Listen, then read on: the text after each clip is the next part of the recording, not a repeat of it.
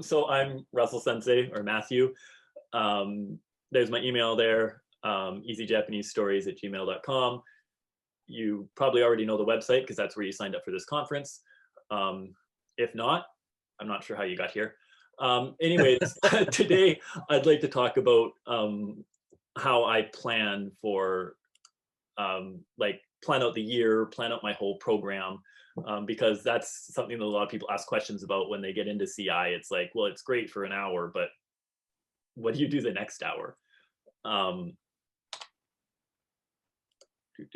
So my initial experience with TPRS was I took a 1-day workshop, and my goal was, okay, I'm going to try it with my grade 9 class, the next class. It was like life changing. I wasn't going to change my other grades to TPRS because I figured, no, they're too far along the way. I ended up switching everything that day. After that grade 9 class, I'm like, I can't go back to the old way. It just doesn't work nearly as well as this. So grades 9 through 12 that day became TPRS.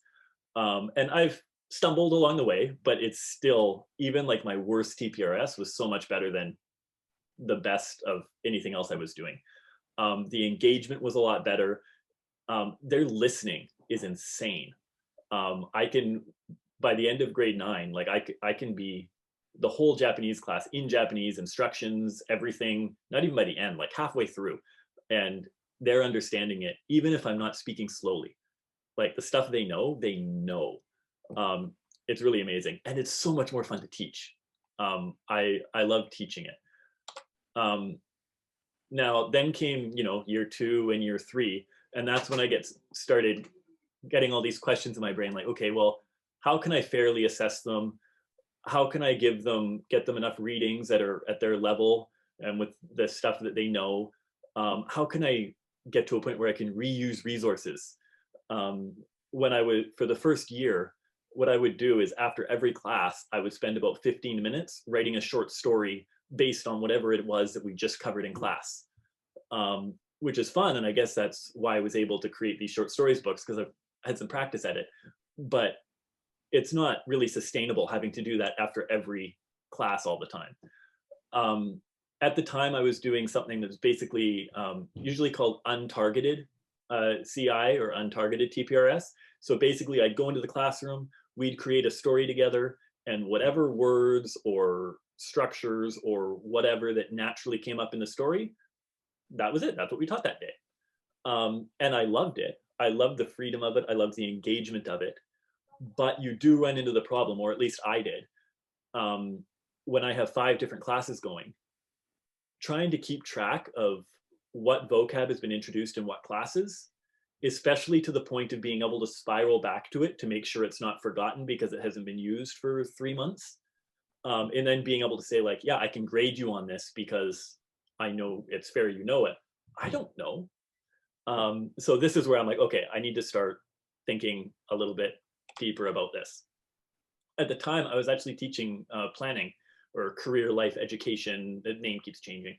And we were talking about SMART goals. So when your goals, specific, measurable, attainable, relevant, and time-based are good aspects, I guess, of a goal to make sure that it's going to be effective.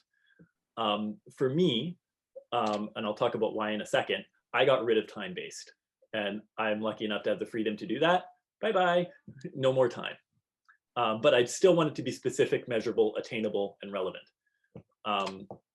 So the reason I could get rid of time-based is I have, and I'm sorry for those of you that don't, I have an insane amount of freedom.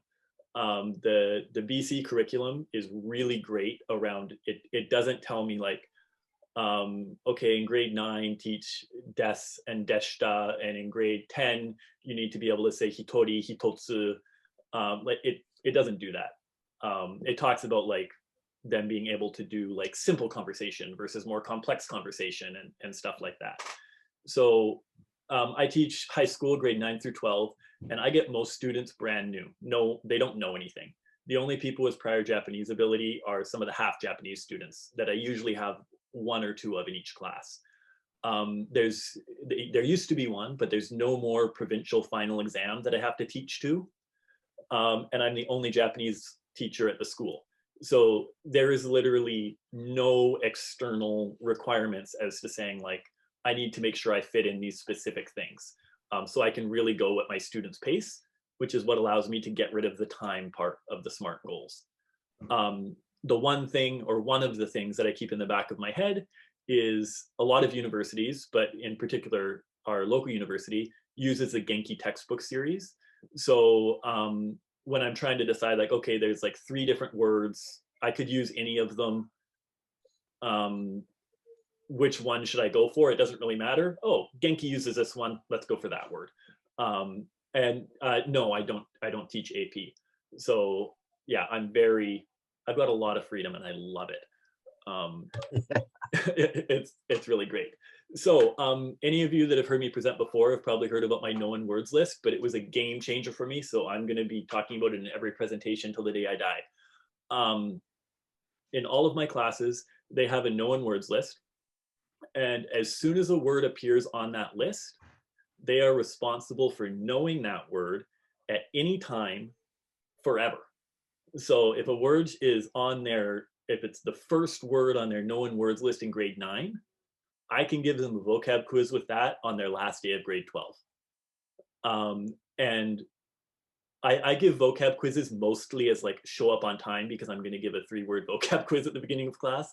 The percentage for my vocab quizzes are probably like 95%. And I usually pick one recent word, one kind of common word, and one that we haven't used forever. And they know them. The power of the known words list. For those of you that are wondering, I don't decide by myself what goes on the known words list, because I think we've all discovered that what we think they know and what they know is often different. So I do a Kahoot, usually once a week, and 86% of the class has to get the question right. And I set the time to 5 seconds. Although this year our school's internet is really slow, so I set it to 10 seconds because it takes a while for their screens to load. So if they can't get the multiple choice correct in 5 or 10 seconds, 86% of them, it doesn't go on the known words list yet. It stays in the Kahoot, and we work on it a little bit more throughout the week, and we see next week what happens.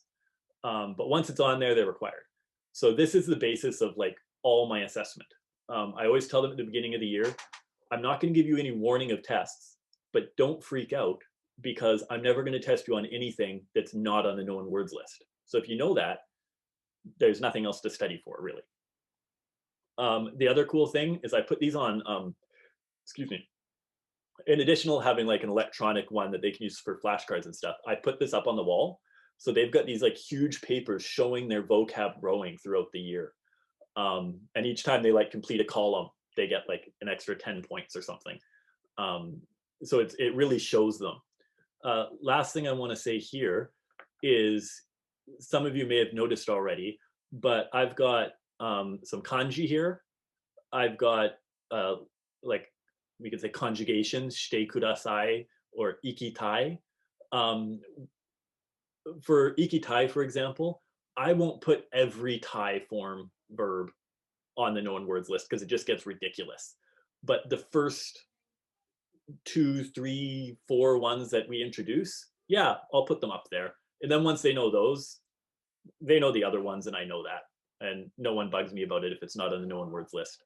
For the te form, I would put a lot more of the te form. I add the te form one by one because I look at that as a completely different word. As far as when I'm requiring them to know it, I don't teach them, like I think has been mentioned, I don't teach them, okay, you have kau, and because that ends with u, that changes to a small tsu, te kudasai. I don't teach them that. I teach them katte kudasai means please buy. So I put that on their vocab list as its own thing. If you have any questions about that, please ask. But what does my Kahoot look like? For grade 9s for the Kahoot, I usually put the Japanese word as the question and then 4 English options, because it just takes them a while to read. But when I get into the higher grades, I do English as the question and Japanese as the answer. So they have to read 4 Japanese words.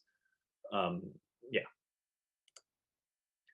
Okay, so Backwards planning has already been touched on in a couple of presentations, which is awesome because it's really important. For those of you that don't have the insane freedom I do, you have a little bit more of a guide here.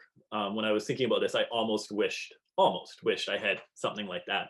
But if you have a textbook that you have to use, or if you have a teacher in the next level that is expecting a certain vocab list or certain patterns to be strong, you do want to prepare your kids for that, in addition to like where they're going to be way better than everyone else. But you want them to know that stuff, right? So you consider all that, continuing to university, anything like that, any readers you want to do.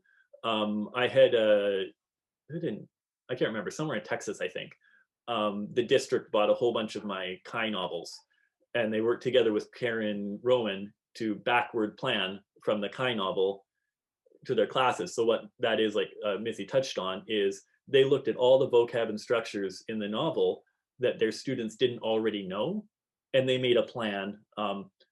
I wasn't there, so I don't know how they did it, but it's TPRS, so I'm assuming they found ways to put those words and structures a few at a time into their stories. So then by the time that they actually introduced the novel, we were at a much higher percentage of known words, so the kids could feel successful. So it's important to have that goal. I really liked it yesterday when Catherine mentioned that it's not the destination, it's the journey, which is totally amazing and true. But I think it still kind of works with the metaphor that the journey tends to go better if you have a destination in mind, right? Like the journey is the important part, but for me, I always feel better if I know where I'm going, even if it ends up changing along the way. So I take all of that, all the things that I think they should know, and I put it onto a list.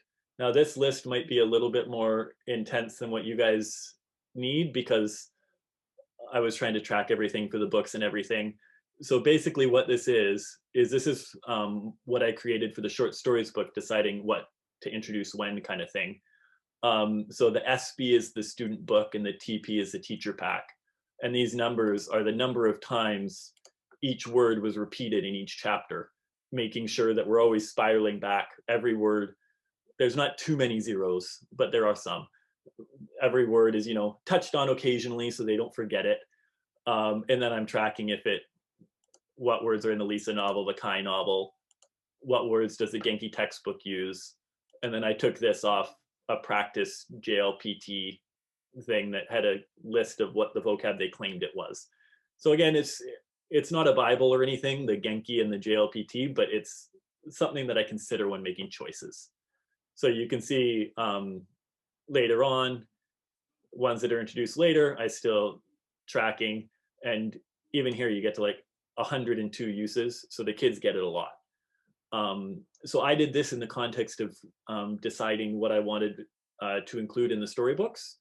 You guys may start off with a different vocab list with some different goals, but it can work in a very similar way. You want to make sure that you're not introducing too much at the same time. You also want to make sure that you're constantly spiraling back. So I can get back to my presentation. There we go. Okay, so this is how I plan for repetition. Hopefully I haven't already said all this. Oh, super important, leave space. If you think, unless you're required to teach 100 words, if you think that your grade 9s can learn 100 words in a year, don't plan for 100 words. Plan for 50 words, the 50 that you really want them to know. Because if you plan for all of them, your whole class is going to have to be scripted to fit those words. Whereas if you plan for like, this is what I need everyone to know, there's room later when there's topics that they get really interested in that you can give them extra words and they're not overwhelmed. There's room later when you realize, oh, when I was planning, I didn't include this word or this grammar pattern or something, but I use it all the time in class, or like I always want to use it and I'm having to like stop myself. So you always want to leave yourself space. So to me, the storybooks are just like the bare bones, and then you add your own flavor onto it, kind of thing. So usually my students know about double the vocab of wherever they are in the short stories book. Is a rough guide. They generally know about double the content of wherever they are in the book.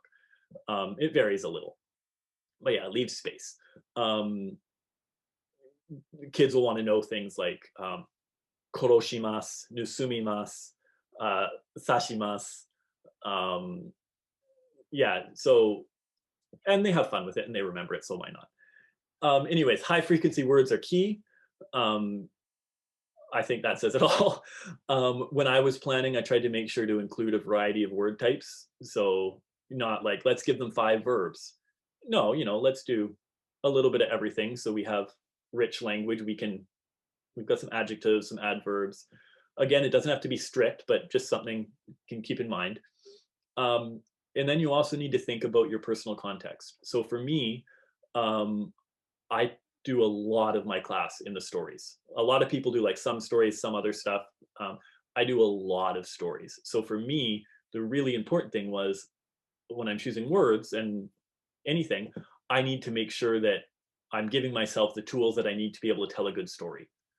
So that's a different way of choosing a word than saying I'm going to do a food unit, so I need to teach them the food words. It's no, I need to be able to say someone ran away, or someone ate someone else, or who knows. So for me, the words that tend to come up and be important are for storytelling, for when I'm talking about their personal life or my personal life, and for instructions in class. So those are kind of the key things in my head that are going on. And so I would just recommend brainstorm on it a little bit, make a list of the grammar patterns will come to you. You'll see what you need, but make a list of the words that you need and take a look and see like, what in here am I going to have a tough time getting into a story? I'm not the master, okay? Like I enjoy my stories. There's some words that I'm not creative enough to get into enough stories to repeat enough to be effective. So then I make some activities to address those words. Like I want them to know these words, but I just can't get them into a story. So your brain breaks, just your little pauses, can be helpful for this. I do basically Simon Says with my class as a brain break. So I'll pause and I'll be like, okay, minna, みんなは頭を触ります。肩を触ります。Oh, I didn't say minna. Right? And it's brilliant because you can do all your body parts. You can do stand up, sit down, look right or left. You can touch your left leg with your right hand. You can do so many things, whereas I would have trouble making sure I reuse the word hand in enough stories to get like 50 repetitions that I want. But in this, it's so easy. And the other thing is the intro chat. There's lots of different ways to do this, card talk and various other things. But I usually spend the first at least 5 minutes of class choosing at least one student to get the conversation going and asking like, hey, what did you do over the weekend? Or, hey, spring break is coming up. What are you planning on doing? Sometimes it's a 2 or 3 minute conversation that fizzles out. I've had a few amazing classes where that's turned into the entire hour-long class. The whole class turned into a discussion in Japanese about their lives that they were interested in. Did I get through the story and the few things that I really wanted them to learn? No, but they got so much out of it. And it was so much like authentic communication for purpose. Like those are my favorite classes, when a class conversation in Japanese just expands. I never stop it if that happens. Yeah, let's chat. It's great. Let's see. What do we got next here? Assessment. This is kind of part of planning. I don't plan like big assessments. I'm not like, okay, every 3 weeks we're going to have a test. I give them pretty much daily. Right now we have classes that are 2 hours and 20 minutes long because of the shifted COVID schedule. We get them for 2 hours and 20 minutes every day for 10 weeks, and then it's over, which is different for me. Yeah, it's intense. But the assessment is generally just making sure they understand what's going on in class. So I'll ask them questions about the story we just talked about in class, and they'll write the answers, and that's their assessment for the day. I'll give them a reading that uses all the vocab that's just on their known words list. I'll give them 4 questions on it. They'll answer that. Boom, done. So it's super easy. And by the way, if any of you are like me and you have trouble timing your lessons exactly, like I get cut off a lot of the time, but I also, oh crap, my backup activity is 20 minutes long. I only have 10 minutes left. What do I do? These type of comprehension things are perfect because like, oh, what were we just talking about? Great. Pull out a piece of paper, 3 questions. There's your extra little filler time, and you get to know what they're doing. So that's kind of awesome. Teaching and assessing grammar. I'm only mentioning this. I think you guys get the idea that we're not teaching grammar explicitly, generally, if we're doing TPRS. But I do like to mention that if we're not teaching grammar explicitly, we also shouldn't be testing it explicitly. So just keeping that in mind. So like shite kudasai is a vocab thing for me. So like if they have a typo or they miss one character or something, that's the same as a spelling mistake. It's not a grammar, it's a spelling mistake, and that's not a big deal. Although I will mention, I do some grammar explicitly if it's super simple. Like, I mean, super simple. I will point out to them, this is like, the 5-second grammar pop-up. Hey, Masu is present or future, Mashta is past. Okay, let's move on. Super things like that, super simple things like that have no exceptions, that are just, that I can explain in 20 seconds max. I'll do that. The only time I explain things a little bit longer, and this is because I haven't come up with a good way to get out of it without feeling bad, is if they ask me specifically. When students ask, Mr. Russell, what's the difference between wa and ga? And it's like, oh, do you have an hour? So yeah.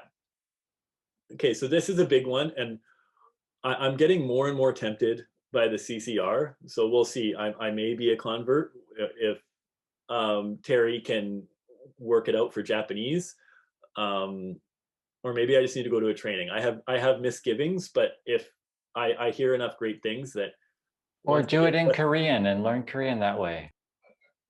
Once I get the other TPRS stuff more down, I think that will be my next experiment. I still have stuff in the other TPRS that I want to focus on right now.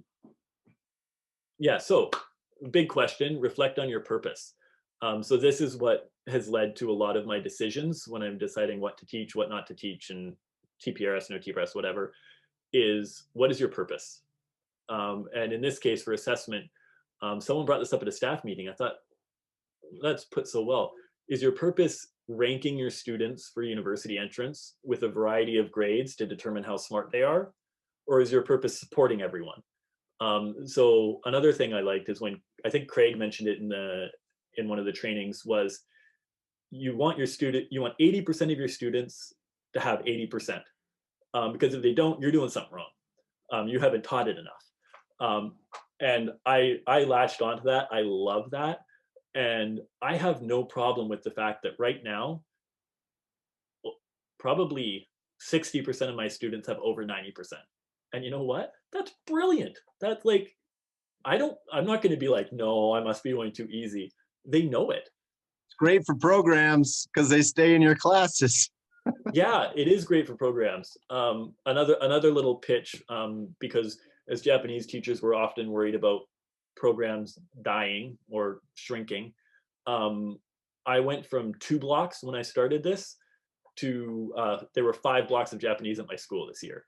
So And I was like 3 people away from 6 blocks. I was so annoyed they wouldn't give it to me. I was so annoyed. Keep it up, because I think there are a lot of teachers who are jealous of your freedom. They want to come teach with you. I'd love to have Missy as a teaching partner. So yeah, if you ever want to come to Canada, we'll figure something out. So ignore this if you decide to do CCR. There's a reason I have CCR appropriate versions of my books. On my own reflection, this is what I've come up with, because I wanted how I deal with characters to reflect the fact that I'm doing this through TPRS, through natural acquisition. So I wanted to break down things a little bit more than they generally are. So in year 1, first thing they work on is being able to understand hiragana. Being able to read it, for me, is a priority before we worry about writing it. There's certainly overlap, but it's a priority. And one thing that I do that's bizarre for many people is I do not introduce hiragana in order. I don't say like, okay, this week we're learning a, I, u, e, o. Because you know what? E isn't in any of our vocab words that I'm introducing. So why would we try to drill that when they're not going to see it? So I introduce things. I basically just looked at my storybooks and said, what will allow me to write the highest number of words completely in hiragana? So like the first things I introduce are particles, because it breaks up the sentence easy and it makes the particles stand out. Then I introduce des. And then I only have to introduce ki to get suki. And then I only have to introduce ma and I, and I'm at ikimasu, imasu, iimasu, right? So you don't need that many to do a lot of words in hiragana.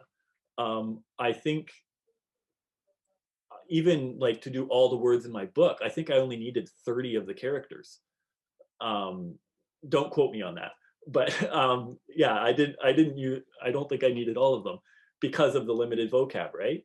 So anyways, yeah, I don't do it in order. Okay. The next thing I'm doing in year 1 is I'm kind of breaking apart katakana, because to me, katakana is actually 3 steps, not 2. The first step of katakana isn't reading the characters. It's being able to figure out, after hearing a word in katakana, what that word is supposed to be in English. So if I use katakana, I do it with the hiragana pronunciation guide above. Or for the very beginning, I just use English. But I want them to practice hearing aisu cream or garu friendo or something like that. Because at first, they don't hear it. Some of them they do, but a lot of the time they don't hear it. So once they can hear it, then we can start worrying about reading it. Then we can start worrying about writing it. Oops. So for year 2, then they're really reading katakana. I may shift this. And in year 2 already, this is new this year, but I'm going to be introducing reading of kanji, because they see the words so often that most of them know a lot of them already. Year 2 or year 3, let's get them good at katakana writing. And by the way, all of what I have written here isn't necessarily my hope or what the students will know. This is my like minimum requirements, because what I've seen so far, the only students that I've seen that have really struggled to the point of like, I'm just giving up Japanese, 99% of the time, it's because we've hit a new alphabet and they're like, I can't do it. So whether that happens with hiragana or katakana or kanji, there's just like a mental block, like, oh, I can't do it. And I just really wanted to get rid of that, because that was what really had certain kids struggling. So this is, to me, what most kids have no problem doing.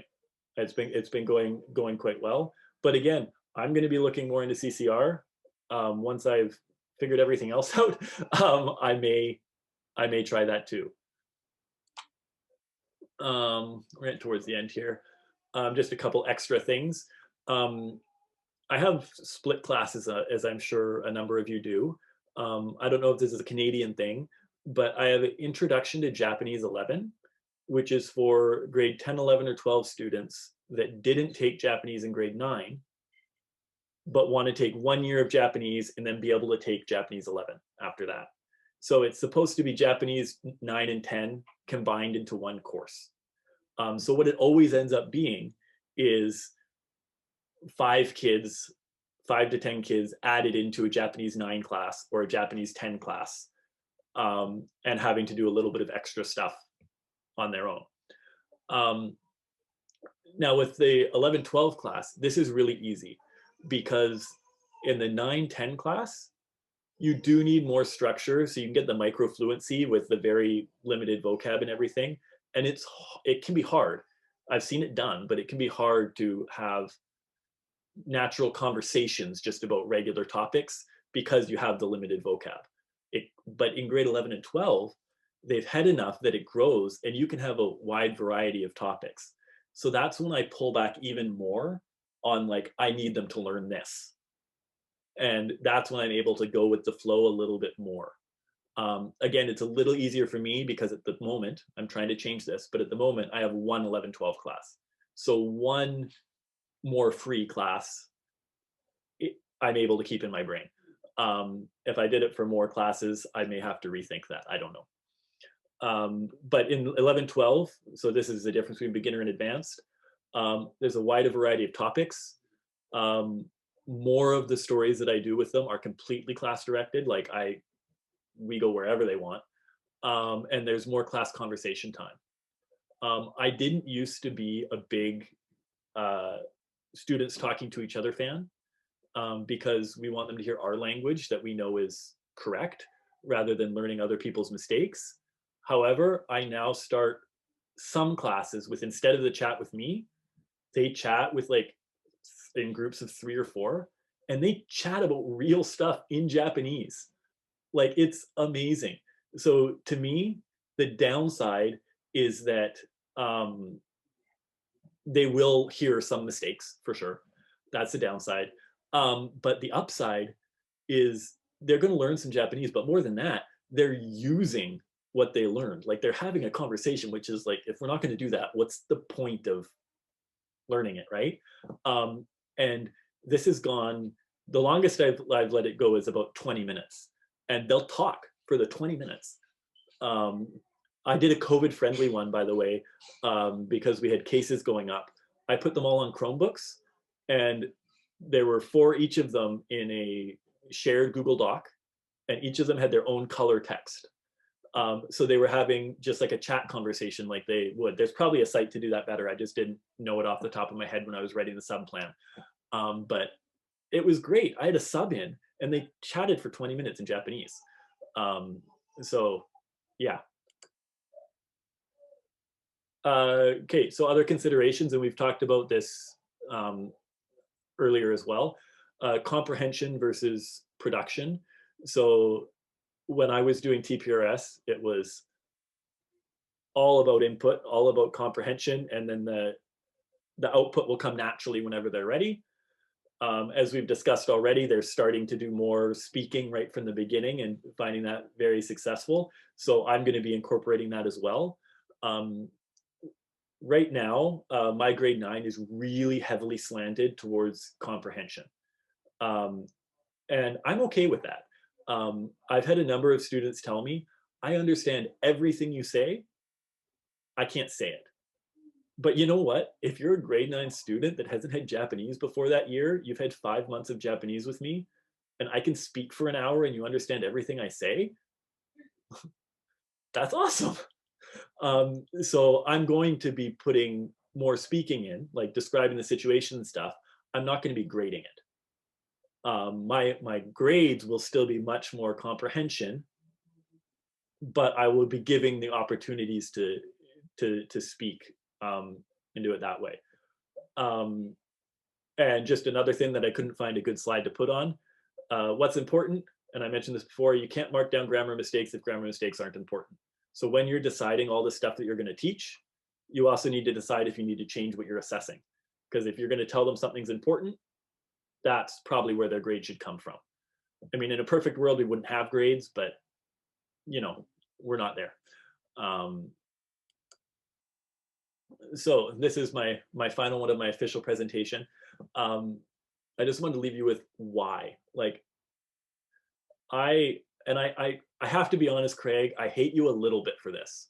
I hate you just a little bit for this, because Craig gave this wonderful training and I'm like, I'm in, I want to do it, sign me up. What have you got for me? And Craig is like, nothing. Or I think he said, like, whatever you write. So I didn't have a textbook to tell me what vocab to teach. I didn't have a curriculum to tell me what grammar or anything to teach. So whenever I was making these decisions that I felt like, why do I have the authority to make these decisions like that? I just kept going back to like, Kate, why are they learning Japanese? Why do I want them to know the thing that I think I want them to know? And every time I went back to like, why is this important? Why do they need to know this? I was able to come to an answer about what I should include, how I should format something, anything. Were they the right decisions? I don't know. They work for me, but I'm sure it's going to change. That's the other bonus of what I was talking about, leaving space. I can change half of what I teach, and I can still use my books because they're only about half of what I teach. So leave yourself space because you will get better. If I had written my books 1 year before, they would include different stuff and they wouldn't be as useful. So you'll figure out what you need. So leave yourself space and always ask yourself why. I haven't really been keeping track of the chat at all. Is there any questions at this point that anyone has? That's some great comments though. Jeez. Thank you. Maybe I'll have to go back and look. Okay.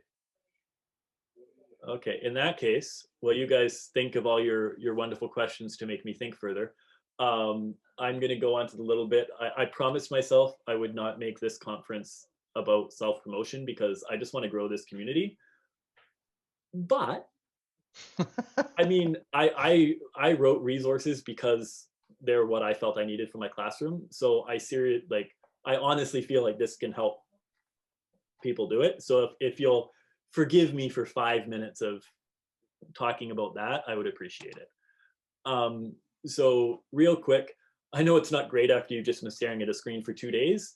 There is a book fair, and I'm just gonna have to, I'll do it in a second. I'll post a link for it. There's a book fair being hosted by CPLI, Command Performance Language Institute, at 3 p.m. Pacific time, so the same time zone as this conference, 1 hour before the conference started, on Sunday, so tomorrow, for 1 hour. And it's not a presentation, it's just a chance to come and chat. So if any of you have questions or just want to chat about my books or French and Spanish teachers' books, because a bunch of authors are going to be there, come sign up. It's free, and you just chat. It's not like a formal presentation you have to sit through. You can just keep me company and chat if you want. Pretty please. I honestly, I hate doing the business stuff, which is why I don't sell. I could probably sell more books if I did, but I hate doing it. Apparently there's going to be distributors there, and it looks better if we have more people. So if you can spare some time, I'd appreciate it. And I'll give you a free audiobook. So if you have or are looking to purchase the first short stories book, everyone that comes and chats with me, it's not like a one-person giveaway. Everyone gets one. So yeah, if you already have that one, let me know. I'll give you a different one. But yeah, and I'm just gonna go out of this for a second because in my links, I have the link for that somewhere. Your business helps us all, so no need to apologize for plugging yourself. Thank you. I don't know what it is, but I always feel so like guilty. Human condition. Yeah. Okay, so that's the link for it. The last day to sign up is like today, so you can even sign up now if you're gonna sign up, because yeah. And then how do I go back to? There we go.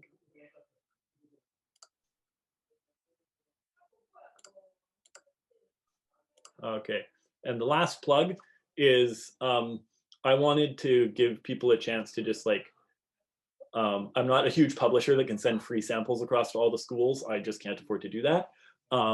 So what I did instead is I put a discounted thing of all 4 of my books. There's 2 options. So if you're in the CCR club, there's the kanji katakana editions, which is what you're going to want because it doesn't have any furigana or pronunciation guides. It uses all the alphabets regularly. If you're not in the CCR world, if you're in the more traditional still, which is, I'm still there, then you're going to want the furigana editions or the hiragana only editions. So you can choose which one. Usually it would be about $55 for one of each book with shipping, but all 4 of them for $39.99, so $40, and free shipping. Doesn't matter where you live. Free shipping. And yes, thank you, Missy. I see your copies of my books there. I always appreciate that. And yeah, if you want, I'm not going to spend any more time talking about this because this isn't a book fair. But yeah, if you want to hear more, come to the book fair. And just a quick note to everyone in Australia. I've had a few Australian teachers reach out to me or respond to comments and stuff saying, oh, I wish I could buy your books, but shipping is always so brutal in Australia, which is a totally fair concern. My shipping rates for individual stuff don't change depending on their country. It's always the same because I have printers in a few different countries. I actually, the printer that I work with, I don't have any printers. The company that I use has a printer in Australia. So actually for bulk shipping, like if you buy like a class set of books, it's cheaper in Australia than it is in the States. Just because the shipping rates in Australia are cheaper for big things and more expensive for small things. But yeah, it's the same everywhere. So don't worry if you're like in a location that's generally expensive. I will send it to the same cost for everyone, as long as it doesn't cost me money to send it. If I lose a little profit, which is all that ever happens, it's fine. If it costs me money to send it, I might send an email saying, like, would you mind like a few extra bucks? Yeah. Okay. So thank you. I'm just going to do this now because we have a few extra minutes. And oh, thank you for signing up, guys.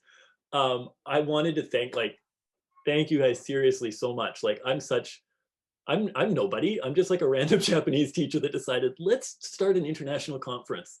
And you guys came and you presented and like teachers giving up their busy time, Craig and Nathan that are like presenting and stuff professionally, and you're coming here and doing it free for all of us so that we can get a good taste of this.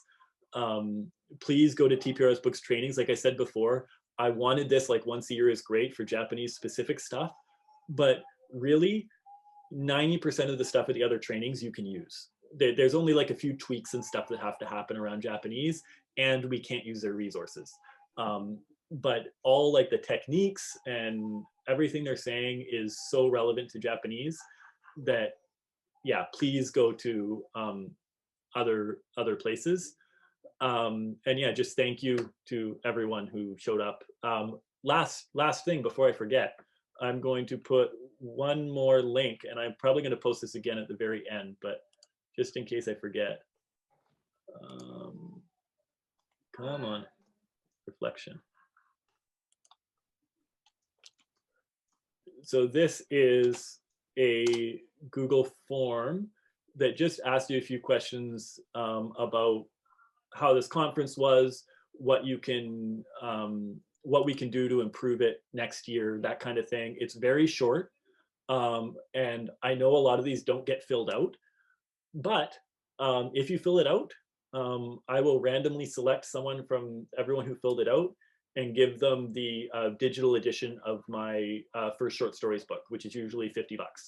So please fill it out and you might get free stuff. Again, if you already have the digital edition, we'll figure out something else to give you. That's fine. But don't fill it out during the next presenter's presentation. Please pay attention to that. Yes, thank you. I'm seeing people signing up for the book fair. That's much appreciated. come chat. So that's actually about perfect for giving you guys a 10-minute break before our last presentation. Please stick around for the last presentation. I'm really looking forward to this one about movie talk.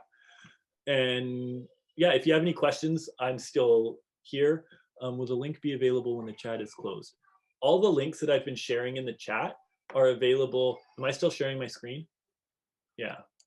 Are available on the conference page. Just toss this in there too.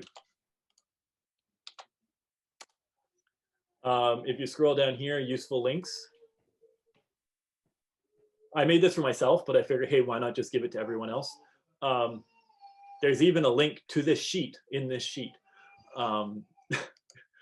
So that's all the links. If you want a link added on here, just shoot me an email and I will add it. So if you want to share your presentation or something, I'll add links and everything. Got Missy's YouTube page, Blaine's YouTube class, Nathan's YouTube. My YouTube is somewhere on here. YouTube channel. Said Russell. Names are good. The cat story from Bronwyn's reflection forum, everything. Okay. So if you need anything else in there, just shoot me an email.